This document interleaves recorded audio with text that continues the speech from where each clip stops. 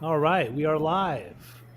Welcome, everybody. This is Pej on Pej's Recovery Corner. This is a recovery podcast where we talk about all things recovery or lack thereof, depending on how you roll. Um, Today, I have a very special guest. It's a good old friend of mine. His name is Trey Sides. He is in the recovery process. He has been for some time now. Trey, welcome to the corner. Thank you for having me, Pej. Thank you for coming on. Uh, Obviously, I mean, I think you've seen some of our episodes and listened to some of them. We want to go into your past and see where you're from, where you were born, where you were raised, kind of get into your story a little bit, and see like what ended up happening to you in your life, and then we'll get into the recovery portions afterwards. But who's Trey Sides? Who are you? Like, where are you from? So yeah, I was born and raised in Knoxville, Tennessee. In the up in the Appalachian Mountains up there. And always. Mm, yeah, so I grew up with some parents who were. I didn't have like a bad childhood. It's like I grew up with some parents who were very loving, kind. Although there was some, of course, dysfunction as most families do have, but dad was emotionally distant a little bit because his father was alcoholic, uh, and then he had a stepfather who was alcoholic, so he never really had a close relationship with the father, and so of course that kind of gets passed down a little bit. So he was military, He's military. and he's now a scientist and a very world renowned scientist working with scanning transmission electron microscopes. He builds them, maintains them. So, needless to say, he's very good at finding some very, very small problems. So, that happened with me. I could never really get anything right growing up. It's like there was always a way it could have been done better. And I know it was now that it was coming from love, but then it just felt like I wasn't good enough. And there was all I could never, live up to what it was if I felt like he wanted. Did you have any brothers or sisters, like any siblings that you were being compared to or growing up like around that were No, doing better than you in I have life? a younger brother by 4 years. Zach, his name is Zach, and yeah, no, not too much comparing. Just I don't know, but no, and mom's a nurse. So she was a caregiver, and there's definitely some codependency, in that relationship, as far as dysfunction goes. But she worked with burn victim units. She was a burn unit nurse for quite some time, and then did hospice for a while, a hospice nurse, and then home health care. So she is a very, very emotionally strong woman, one of the most strong I've ever known. It's interesting that you say that because my mom used to be a physical therapist and worked in the burn unit too, and told me lots of stories about her her time in doing that. I remember that back then she would tell me when I was growing up. So, as far as Knoxville, that's where you're from originally. Yeah. Was this a what was it like growing up in Knoxville? I mean, it's Middle America. Were you exposed to religions? Were you exposed to anything? Like, what was going on in Knoxville? Is it a boring area in America, or was there activities or things that you would find of interest growing up as a youngster? Yeah, no, there was actually, but this was an age before cell phones, before they were widespread, and where we had to actually go out and meet up with our friends to interact with them. And so we did that a lot. We'd always do hiking, camping, going out, the riding. Back, remember roller skating rinks? Yes, Yeah, they're still yeah, around, but they are. yes. They're like kind of a novelty, though. It's like, I don't know, but things like that, of course. And then, yeah, religion played a big part in my childhood and growing up. I think I've been baptized like 3 times. Were you Christian? Were you Catholic? What was it? It was a Southern Baptist type denomination. I like to joke that Tennessee is like the belt buckle of the Bible Belt. We are right there. It is in the heart of it. We're in the heartland. It's the Dolly Parton. We've got just like that wholesome, loving type ideal is there. And that we try to portray a church and all that, and then, but then of course behind the scenes is a whole other story. Of course. I grew up on Dolly Parton. I actually loved Dolly Parton. She was definitely very. somebody that I loved her music. I love her voice. She Yeah, was always. they say she would absolutely be one of the billionaires of the world, but she gives away so much of her net worth annually that she, remains not.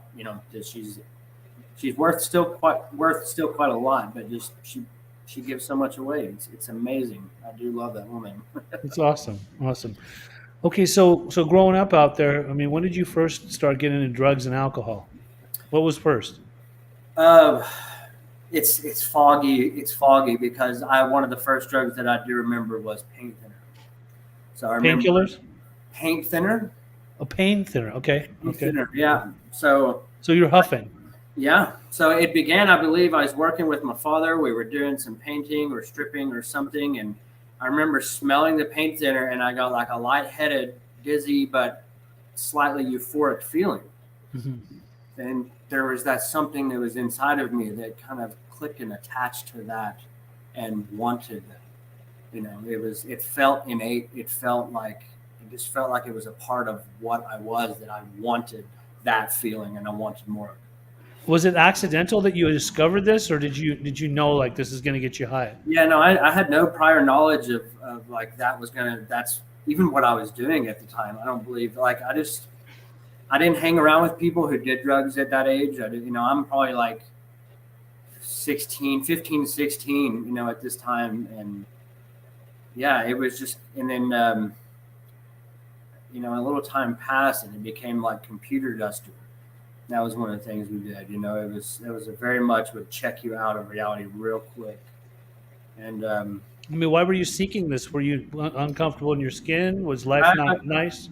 yeah, like as I mentioned a while ago, that I always felt like I wasn't good enough. I always felt like there was something not like wrong with me, but I could always sense and see in the people around me ways in which they were better than me, or different than me, and so that made me, of course, imply that I was different.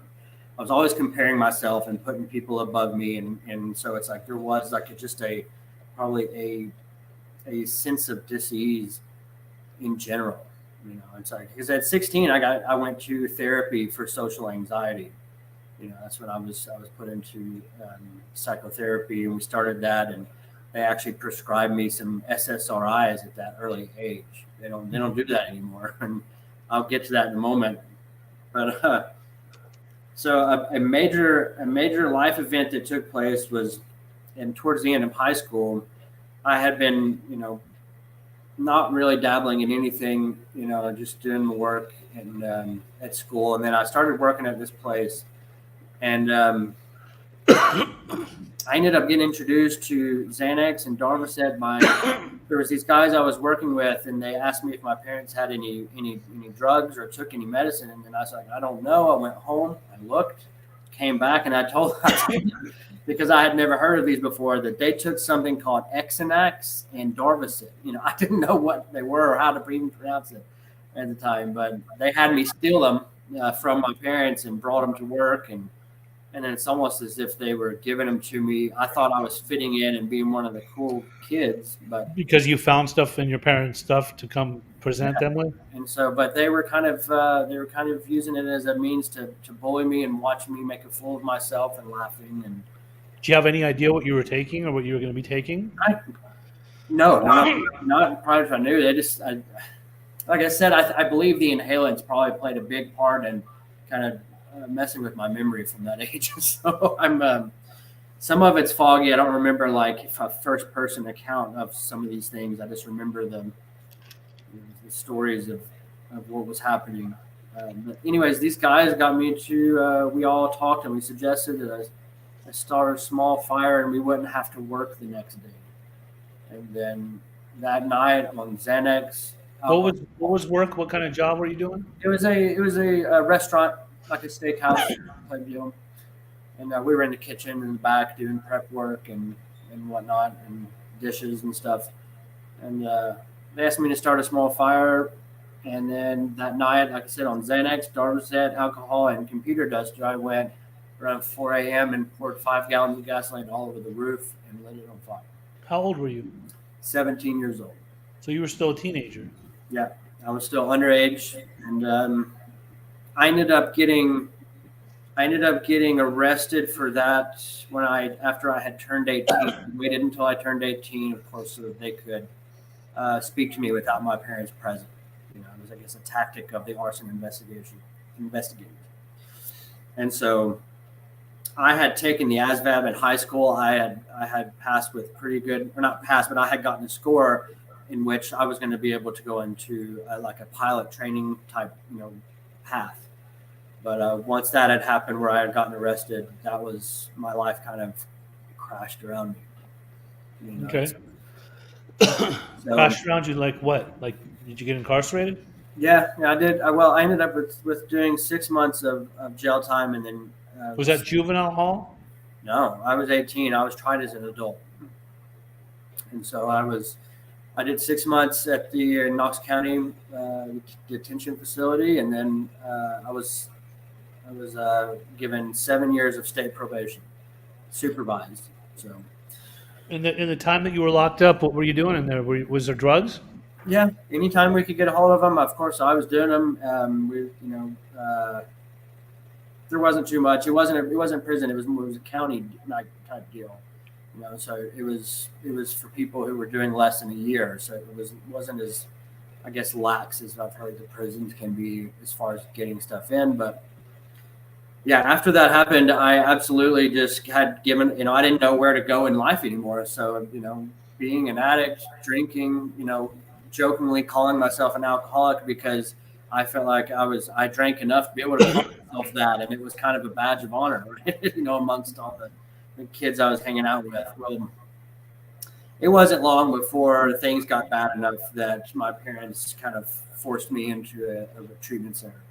Treatment center in Tennessee or out of state? In Tennessee. It was a place called Cornstar Recovery in Knoxville. And that's when I was introduced to the 12-step fellowship for the first time. At what age? At 18?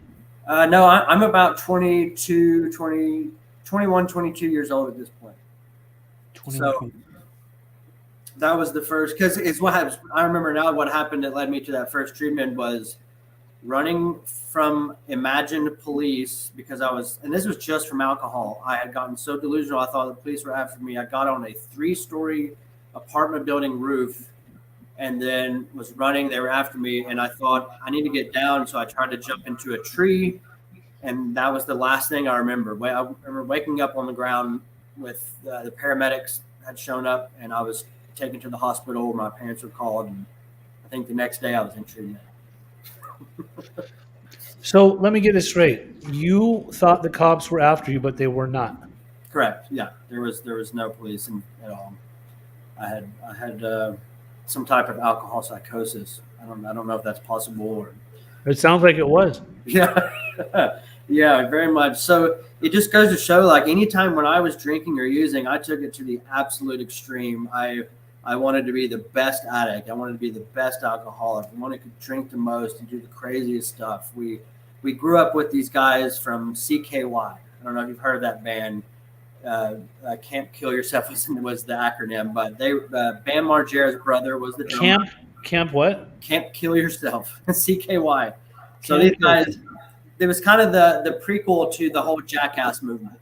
Okay. So these were the guys. So we were really into that, the skateboarding, and we always just wanted to be the best at everything we were doing and the craziest, get the biggest reaction from people. And so, like I said, I took it to the extreme, and so when I finally found the 12-step program, though, I really got into the fact that they were giving me the opportunity to come up with a higher power that I could believe in. Because the one from my childhood I had felt abandoned me or wasn't even real. It just wasn't there. How old were you when I met you? Oh, wow. Late 20s? 30. It was 2018. So that's when I first came out to California. Yeah. So you were in your early 30s? Yeah. How many times had you gone to treatment when I met you? Probably 6, I believe. They were like treatment in California? Is that what had happened?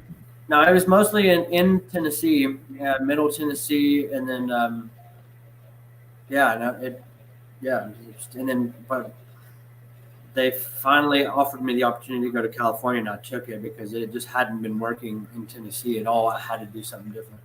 So during those times, all those the 6 times, like in Tennessee, what was the longest that you were staying sober? So when I was about 24, 25, I had about 9 months sober, and I met this girl, Jessica, and we were together for quite some time, about 4 years, and we had talked about getting married. So, and we kind of we considered each other as as a fiance, and but this girl finally, when I was in college, she had an overdose of Tylenol and passed away. And this was the thing that this was the loss in my life that really changed the ball game. Because this girl was a Unitarian Universalist. It's what they call them. There's a type of church where they accept it's all encompassing, all All inclusive. denominations. Yeah, and so that's what led me. Like I said, that first treatment, finding that higher power. I was able to finally start to explore what it was that I felt drawn to, and that was more of an Eastern type philosophy, Eastern perspective on the human experience. And so, but I still struggled. With addictions is not a joke, and I didn't take it as serious as I probably should have all throughout my 20s. I was getting 9 months here. I'd gotten a year here or there, and 6 months, but it always led back. So the whole time that you were getting those 9 months in the year here and there, putting together short periods of time, this whole 12-step process that you've been introduced to in the first place, you never really took it serious, correct? Right, right. I never gave the 12 steps an actual honest It wasn't a full step. surrender, possibly because of the type of God that you grew up with. You thought that that's not like, I can't trust that God, and that's possibly what they're talking about here in this process, right? Like this kind of higher power. You're probably used to a punishing God, perhaps. Yeah, yeah, yeah. Absolutely. It was a fear based. If you don't do this, you're going to go burn for eternity. Type. So being felt forced into it like in that way was brought out a sense of rebellion. It just came out in me. But And you've always had a side of you that was kind of rebellious to oh, a thing. absolutely. I've had blue spiked hair. In the punk days. I was the just heavy metal, all that type of deal. Just anything I could play when I was growing up to make my parents mad and show them I was angry at all of the attempts they were trying to make to better me. I absolutely had a had a rebellious nature to. Okay. Yeah. So when I met you in 2018, I mean, I had seen you around the recovery community in South Orange County Hmm. in Southern California, and I didn't know much about you, but I did like your vibe. You were always respectful and nice to me, and so I thought, okay, I like this guy. Like Trey's a nice guy, and I think I even heard you like share somewhere, and I thought, okay, this guy's cool. I think at the time you had put some time together sober, you had gotten a job, you'd gotten a place to live. In that time, it kind of baffled me to hear that this guy that we just heard share somewhere recently that seemed like he had it together has gone out and relapsed. Um, so I reached my hand out to you to try to see if we could help you in some way, shape, or form. And then you pretty much came and you were around our circle. There was a side of you that was all loving, all encompassing, like, very spiritual. Like I used to think like this dude's kind of like he's kind of holistic. Like he likes spirituality on a deeper level. It seems like you were well studied, well versed. You had done research. You had uh, investigated different schools of thought, perhaps. It wasn't like when I would talk with you, there was a lot of spiritual talks, but there was another side of you where I thought, okay, the guy loves having a lot of gadgets.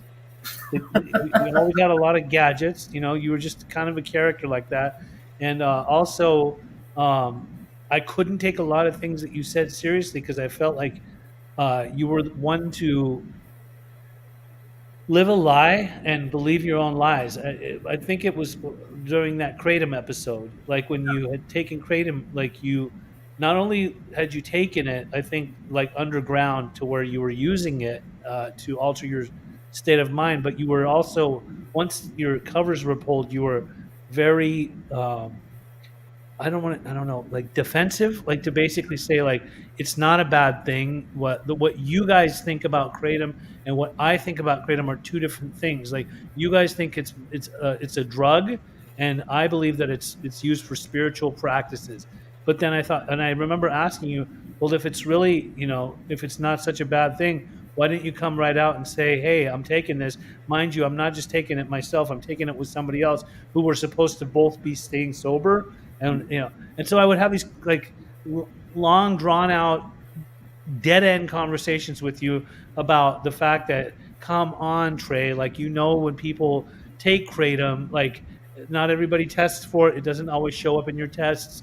And I think you guys were calculated in knowing that if you could take that like low key, and why are we finding this stuff like hidden in various places, like in your backpack, and almost a half bottle, or even like almost a bottle, like a full bottle of it. Like I'd think to myself, like, when are you going to get real with yourself? Like, what's up, dude? Because I knew like you were about that namaste, like spiritual lifestyle. You had the little drapes and things like that would kind of show a representation of Trey, of a guy that was like a deep spirit that was really in touch with his soul.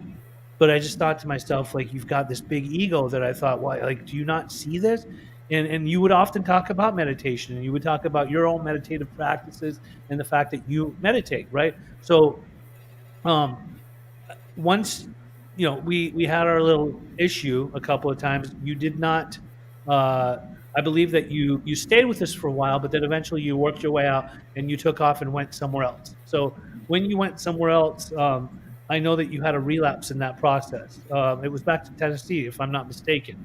Right. Um, so tell us about that. Like, tell us about what happened to you, and then the transition of why you ended up. Oh, somebody's, hold on, real quick. So Ariane Clark is asking, what's kratom, and it's actually Kratom. Mm-hmm. Okay. And then Christine Williams says, 25 years working treatment, highly recommend meditation. Teaching this class for many years, I use it every day. Is definitely a tool. And so what we want to do here is we want to go back to Ariane's question, what's kratom? Go ahead and break it down and talk about what kratom is first, so that people that don't know become educated. So kratom is a type of leaf that's from the Southeast Asia area, and a lot of the people there they chew it, they grind it up, they make tea out of it. It's basically a type of plant that stimulates the exact same receptors that opiates do. So it gives a subtle, but almost in the same way that same type of feeling as you would get from opiates. Can give you energy, can reduce pain, but at the same time, it's just as like opiates in the same way that it does have extreme withdrawal, like very uncomfortable withdrawal, and yeah, I mean it's a legalized like drug basically. It's the same thing as like I view it now as the same as like smoking weed or anything like that. That's basically what I know about it. Does it make you feel like you're on heroin? Not quite that strong. It's not that quite. It's just it eases the mind, and that's part of like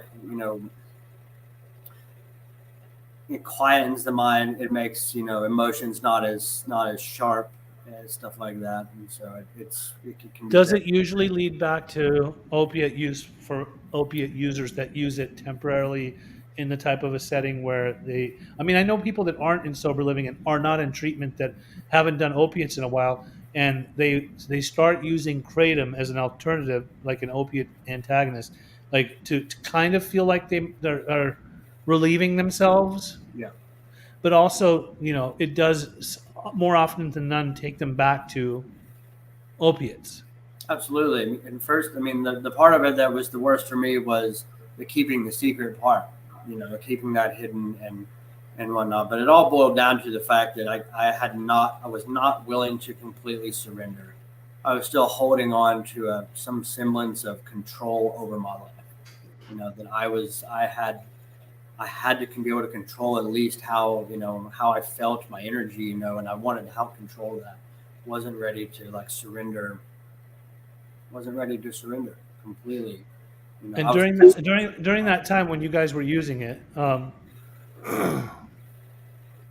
did you and your cohort, which he's still a dear friend of ours, um, were you guys in hopes of not getting caught because you thought, well, they don't really test for this stuff here?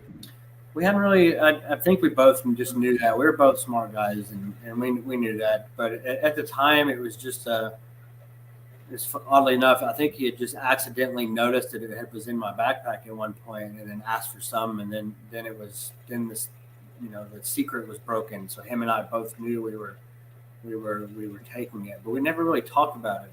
It was kind of just he would just ask for some here and there, and he knew I had it, and so it was it was a terrible lie. So being in that mind state during that time, seeking something that's going to try to relieve you, however that may be, is it fair to say that you weren't really in recovery as you are in recovery now? Correct? Yeah, I believe so. Yeah. It's not something that you're secretly doing now in your life, right? Yeah. No. Today it feels different. Like if that was something I was doing, it would be a secret, and I am terrified today of these secrets because they're like evil seeds. They grow really fast. Evil weed seeds, like in your garden, that type of weed, and it grows and will take it over. Before I know it, the secret life becomes my life, and I'm pushed out of recovery, and yeah, that always leads down to a bad place. I'm enjoying my conversation with you because we butted heads so many times back then where I figured if you're living under our roof, please don't live a secretive lifestyle. Please follow the recovery path the way that we would like you to in this particular house, and quit making up excuses of why it's okay or why you should be doing it.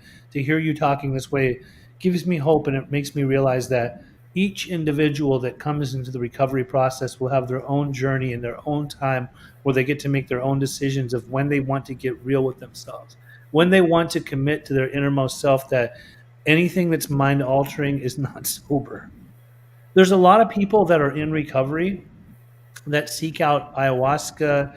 They seek out many different things that are going to, they think is going to make them take them on a spiritual path. Me personally, like if I wanted a microdose, like on mushrooms, if or LSD or ketamine and things like that, because I may still experience depression, then am I really tapping into a power greater than myself, or am I still seeking power through other substances that are going to kind of level me and make me feel a little bit more better, or be able to process my emotions, or to be able to work through certain things? I would rather, for me, I love this path of recovery that I'm on, rather than having to rely upon any kind of substance that's going to affect me from the neck up. So I appreciate you talking about that. So you went back to Knoxville.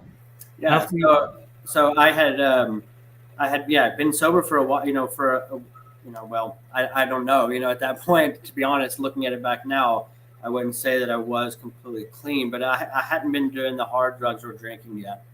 And that wasn't until I had moved in with that girlfriend, and then COVID hit. And that's what led to, I lost my job. I lost the meetings I was going to, the people I was around. So I was just stuck at home. And the roommates for where we were living had some gin on the table. And I knew a little bit of that would calm the feelings of discontent and irritability and all the restlessness that was in me. And it did for a moment. And then 4 hours later, I had heroin. That fast? Yeah, do you think that happened because were you not doing meetings or anything when you had gone back to Knoxville? No, this is still in Orange County. This Orange County it happened. This is Orange County, yeah. I had found heroin, through one of those apps. Those what is it like? It was called Let Go, one of those apps. Yeah. Yeah, I mean, I'm not going to give the keywords away, just whatever. I think any creative addict will know or can figure it out themselves. They know how to. Absolutely. So that's how I found it so fast. But then, I went back to Knoxville, the girlfriend at the time, she had a lot of clean time, and she finally, found me out, that I was smoking heroin, and said, you can't do this. Something is going to have to happen right now. And my idea was to go back to Tennessee, stay with my parents, and get my act together.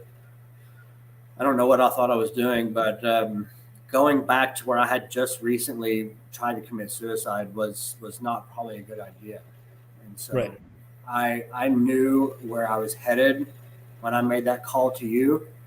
And Right. the reason I made that call is because I knew if I kept going down the, couple more weeks, I was going to be robbing people again, and I knew where that took me. I can't live that way. So I made that call to you and came back to California. So you came back to California. Why did you take recovery so seriously this time? I, What made Trey actually surrender? Like, why? I don't know. It's been a gift from something almost beyond me, that I was given this. It's like I've tried every other way to stay sober, every other way possible. And now I've finally proven to myself that there is no other way to stay sober except to follow the program exactly as it's written.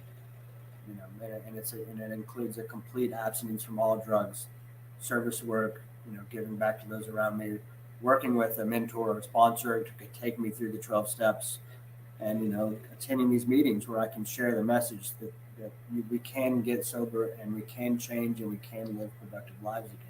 So it's fair to say that you've had spiritual experiences, and a spiritual awakening, correct? I would say so. I mean, it's a weird thing to say that about myself, but I definitely feel different. Life is growing in a way now that has never grown before in the past. Love it. So there's many different meditative practices that people can do. Mm-hmm. People that are in recovery, people that are out of recovery, people that are just meditators. They like to meditate. You can do guided meditations. You can do online meditations. You can do silent meditations. You can go on meditation retreats. You can go to meditative meetings where they do meditations. Do you? I know for me personally, it was really hard to quiet my mind in early recovery, but over a period of time, it became much easier, especially when I would do my utmost to just quiet the mind enough to, that soundness of mind to be able to tap into something greater than myself. Conversations with myself, which can also be interpreted as like a level of consciousness where God is stepping in. And I believe that I have conversations with God the most when I'm meditating. Yeah. And the reason that I do that is because I quiet my mind enough to where I would imagine what would God say to me, and God would always say things that are all loving, all encompassing. Just it's a loving God. It's not a punishing God. So for me, like meditation is not as difficult as it used to be when I had a lot of chatter going on in my head. And when I say chatter, I believe that when they talk about the itty bitty shitty committee that goes on in our heads, I believe that it's that negative self talk. Let alone a lot of it could be many different types of talk. Some of it could be the voice of reason. Some of it could be our mother's voice. Some of it could be many of the teachings that our teachers taught us. Some of it could be our dad or somebody in our family that's made it appear like we would never amount to anything. So then we have that self-pity, that negative self-talk that we have within ourselves, that all that chatter. And when we can actually like kind of put all that aside and to be able to quiet the mind and like tap into something greater than, I believe that for me, like my meditation is a lot more peaceful. Cindy Gamachi, I'll just say, says peanut gallery between the ears. Out here, I've been hearing it referred to as K-fuck radio. K-fuck radio. Static. Yeah. Right. I've heard that in the meetings. Yeah. So when you meditate, how often do you meditate? How long do you meditate? And what kind of meditative practices do you like to have in your life?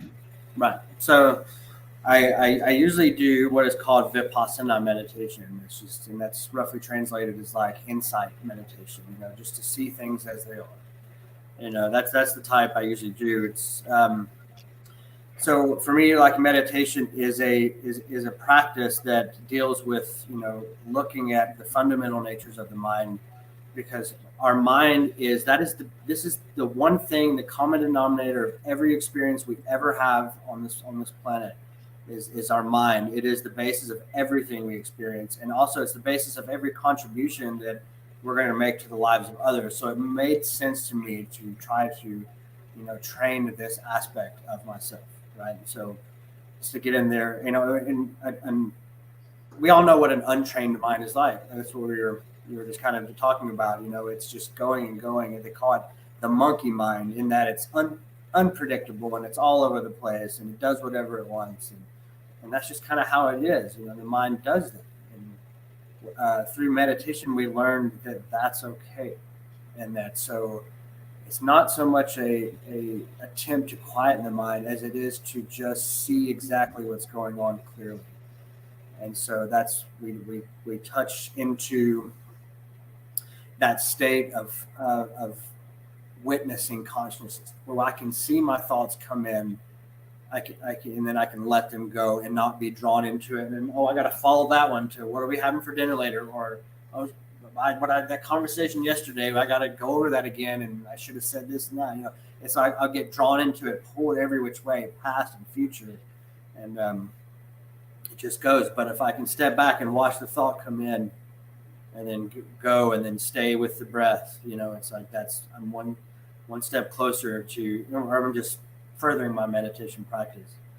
It's not so much like, from what I listen to a lot of people. There's one person I love the most. His name is Sam Harris. He's like a philosopher and neuroscientist type guy. And he talks about it like being as though we're all asleep and we're dreaming of being in a prison. And we're given so many different ways to, this tradition says saw at the bars when the guards are on shift change, or this practice says is like the blueprint so we can dig ourselves out, or some people are just content with being there, and so all of these hustle and bustle to get out or whatever, and we forget that we're dreaming and that we just need to wake up from the dream, and so it's not so much meditation to try to be a good meditator, but it's to really try to understand that mind-made sense of self, that my ego, that part of me that wants to run the show, and it acts off unconscious behaviors that are the conditioned part of me that was built from how I was raised. If I'm running all that, I just keep acting out the same behavior patterns over and over again, and I wonder, how did I end up here again? How did I end up here again? And it just keeps going over, and it's to wake up out of that and to start to notice these patterns, and it's just been so beneficial. There's a lot of benefits to it. Science is looking into it now. They're doing fMRIs on different, advanced practitioners, monks from from Asia and such, and they're looking at their brains while they meditate, and they're noticing some very profound things are happening, but like I've been hearing, and I still believe, all these benefits are secondary. The primary purpose is to just understand how the mind works, and is to see that, just to see it clearly, so that I can remain present, because the present moment is when we experience life. I don't ever experience future. I've never experienced past. I only ever experienced this moment.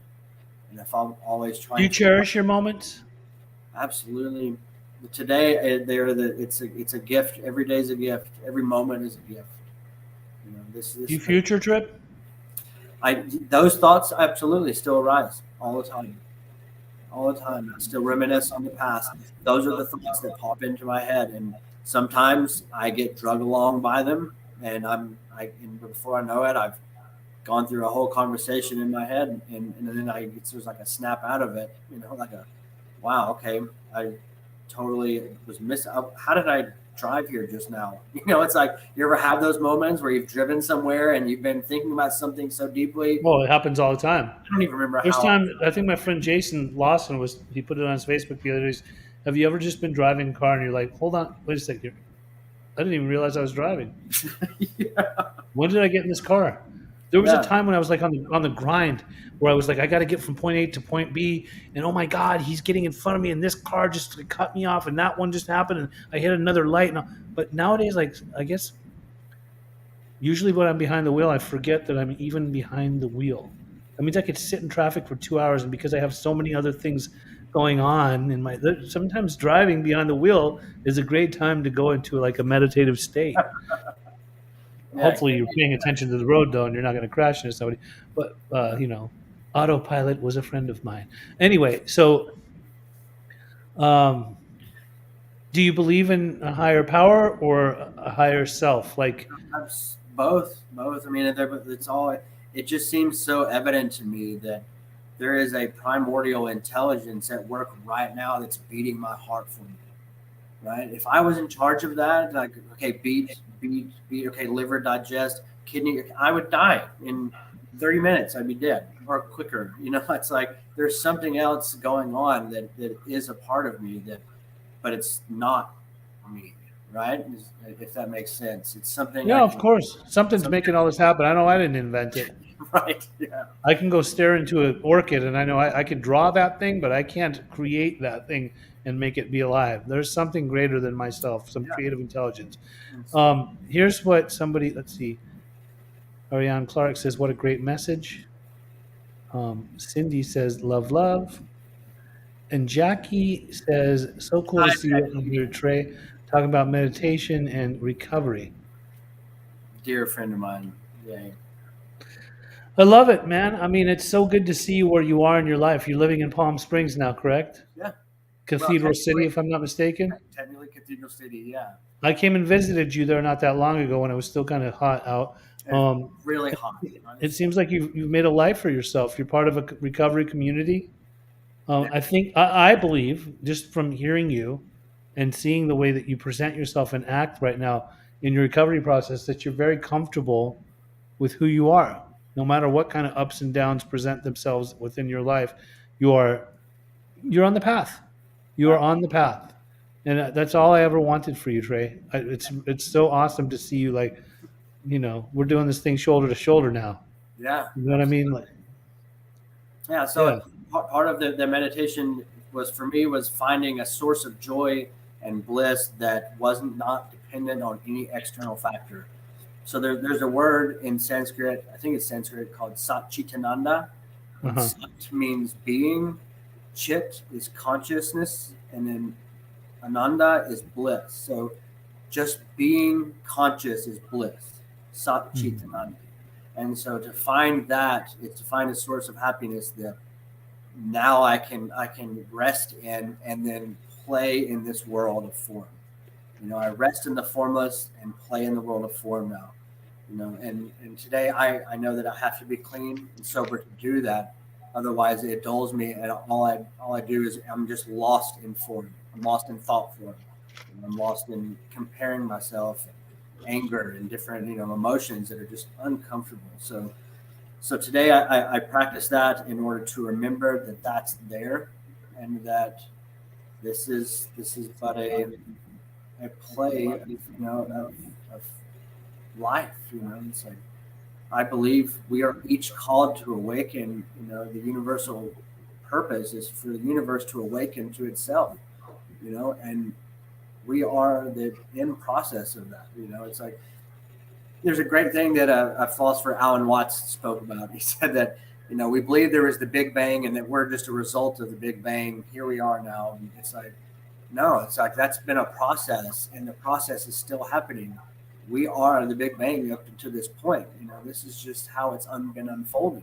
We are our source is in stars.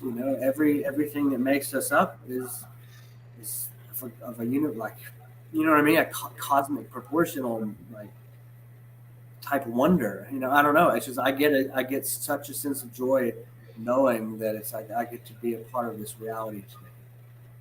and so it's a wonderful thing. It's very powerful. No. Powerful. What an honor and a privilege to have you here today, in a good space in your life, and to be able to share that with you. I love that you came on here. I love that you talked about meditation. I think it's of vital importance that when we do, those of us that have suffered with addiction and alcoholism, when we do clean up, however we seek meditation to be able to tap into that, another level of consciousness. It's, the drugs and the alcohol are nothing but a symptom, as we know. Um, I believe that when people have to inebriate themselves or intoxicate themselves, they are taking away from the opportunity to actually tap into some kind of consciousness, because they are not in a good headspace. And I think that the ego will take us in those directions, and keep us from being able to actually elevate and escalate our beings, like who we really are. I love when, before we even started this today, some of the spiritual teachers that you follow and like, and it's cool to be able to talk with you. We're like-minded. Like we've investigated a lot of the same stuff, and then there's stuff that you've seen that I haven't seen, and vice versa. But I love our conversations, and I would just like to keep expanding on this. Thank you for coming on the podcast today. I love you dearly. I'll see you next week when I come out to visit all of y'all out there in Palm Springs. Yeah. Can't wait to Everybody, see thank you for tuning in today. I love you guys. Thank you. And I love my friend Trey. And I hope everybody has a very good weekend. And on Sunday, we have a special friend at 11 a.m. It's Daniel Theroy. She's going to be my guest. We'll be talking about mental health in recovery. Much love to everybody, and have a good day. Bye.